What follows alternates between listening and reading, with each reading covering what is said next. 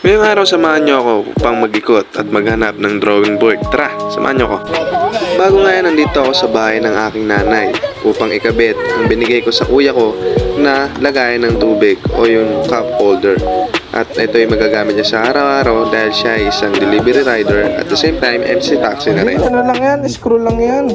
Siguro lang, di siya bubutasan. Gaganunin lang siya, para Kung narinig nyo, ang sabi nga ng madama, hindi nga daw ito bubutasan pero ang ending, binutasan dahil nahuhulog ang tubig dahil hindi kinaya ng pandikit.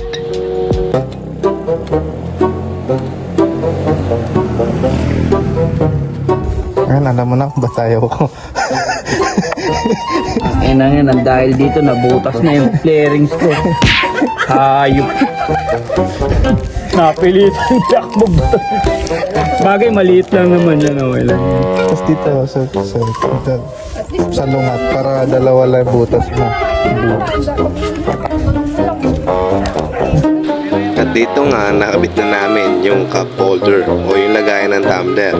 At sa tingin ko matibay na to. Pero bakit ganon? Tila ba'y gusto pa ng aking asawa na lagyan pa ito at punuin ng tornilyo para tiyak na matibay. Pero siya ang nagsasabi kanina na hindi kailangan ng tornilyo. Lalagay ko na lahat. Butas talaga. Anong pagtatakan ko dun? Saan? Pag tinanggal mo yan, if ever. Hindi, ibig ko sabihin, ano ba, ayaw mo na niya. Paano mo lalakpan? Madali lang eh. Madali lang pala. Kasi madali. Madali lang eh. Si Papa niya ganun nakuha niya, especially ni Papa kay Junel eh. Pag si Papa, padali lang yan. Gawa ganun na rin pala siya. At natapos na nga yung aming pagkakabit ng cup holder. At ngayon kami ay patungo muna sa kasa upang kunin yung aming papel at syempre yung plaka. Paano ka nakabit yun, yung goma? Ang goma. Dati yan. Di nalalaglag yan? Nasa yung cellphone ko. Anong goma? Cellphone niya ba eh? Lalagay niyo sa cellphone. Ah, yung ano, pag muulan. Di nililipad? Lagyan mo ng ganito yung sa'yo. Di siguro. Ayaw nga niya, magic yan eh. Dami mo namang ayaw. Simple Tapos lang. lagyan mo ng bubong yan. Maganda. Sabi ko nga lalagyan ng upong, ayaw din yan, parang e-bike daw. Dito nga dumiretso na kami sa biyahe upang makarating ng mas maaga sa kasa dahil maghanap pa kami ng drawing board.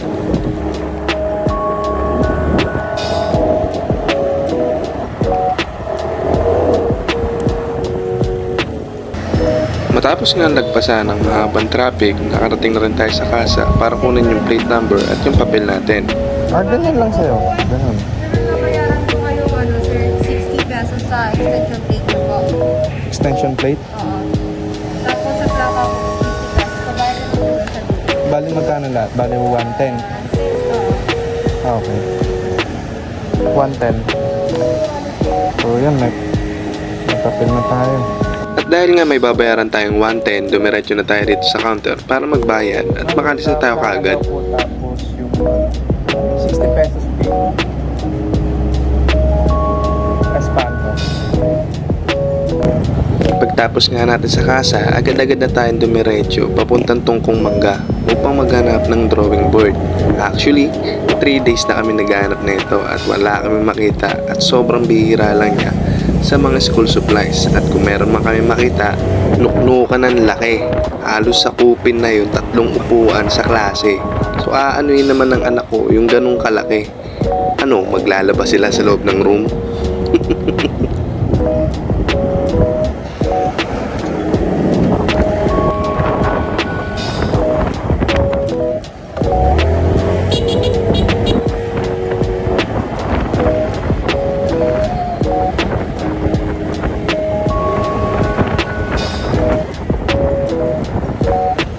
So dito tayo ngayon sa may Save More ng Tungko at titingnan natin sa pandayan kung meron tayong makikita drawing board.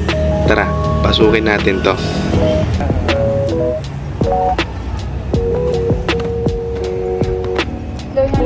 Eto nga't nakakita na kami ng drawing board. Ito yung Hello, hinahanap namin. Medyo malaki to, pero pwede na yan kasi wala. Pandayan. Ito yung nahanap namin. Drawing board. Walang kung para saan to kasi nung nag-aral naman ako hindi naman nagganto eh. Ano ba to? Paano ba to ginagamit? Pag ganyan? Ayan, ganyan ba yan? Ganyan? O tinatayo ng ito, vertical. Ay, bahala na. Masaya na. Makita na natin.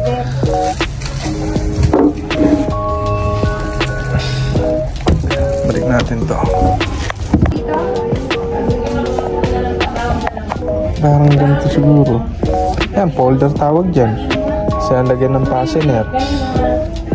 Kaya yun doon, di naman dito. Lalaban ko na lang. Lalagyan na lang.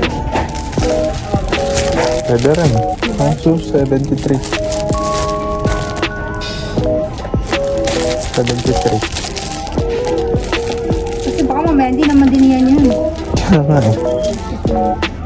Folder na lang tapos may fastener.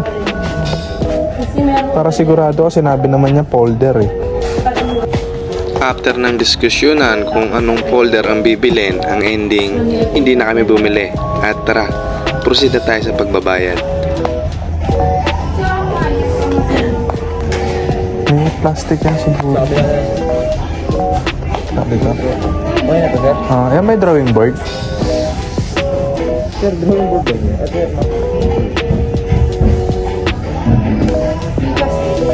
May Gcash payment ka? Yes po. Ano to? Anong SIM card niya, sir? Ano yung SIM card mo? Smart. At hanggang dito na lang. Maraming salamat sa pagsama. Hanggang sa muli. King of George Motovlog. Paalam.